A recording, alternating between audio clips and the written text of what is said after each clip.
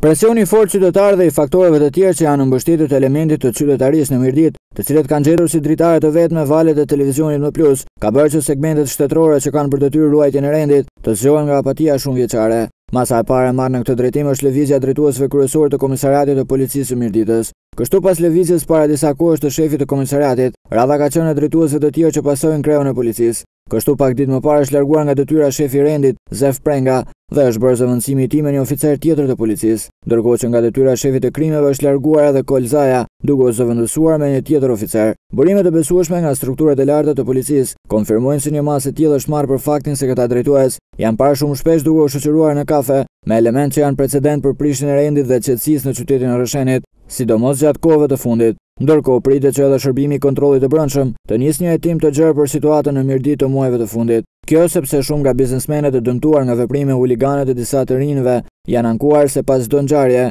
drejtuesit e policisë në vend që të dokumentonin ngjarjet dhe t'i përcjellin ato në shkallët e prokurorisë dhe të gjyqësorit, ose kanë qëndruar pasiv, ose kanë marrë rolin e kryeplakut. Kështu pas çdo ngjarje të rënd, pala e dëmtuar ka qenë në presion të këtyre drejtuesve të policisë për të marrë vesh dhe më pas huliganët janë lënë të lirë për të shëtitur në rrugët e qytetit, duke sfiduar kështu jo vetëm ligjet e shtetit, por edhe opinionin qytetar që ka kohë që pret nga ligji ndërshkimin e bandave të rrugaqeve dhe vendosin e qetësisë. Ndërkohë ditët e fundit janë parë disa aksione policie, ku në orët e mbrëmjeve janë kontrolluar disa lokale për armë dhe shkelje të tjera, por një nismë e tillë shumë pritur nga qytetarët është tradhtuar nga vetë oficerët e policisë që janë ende në radhët e komisariatit. Kështu në një aksion të tillë para 4 ditësh janë kontrolluar disa lokale në Rrëshen, ndërkohë që në momentin e kontrollit, jo pak qytetarë kanë parë me sy të tyre se si një oficer policie është bërë mburoj dhe ndihmës për fshehjen e pistoletave në një lulishte pranë një markate, ndërkohë që policia e cila ishte në aksion nuk ka mundur që të kapë asnjë armë, duke garantuar kështu se persona të ndryshëm mbajnë armë dhe janë suport i fuqishëm për element kriminal.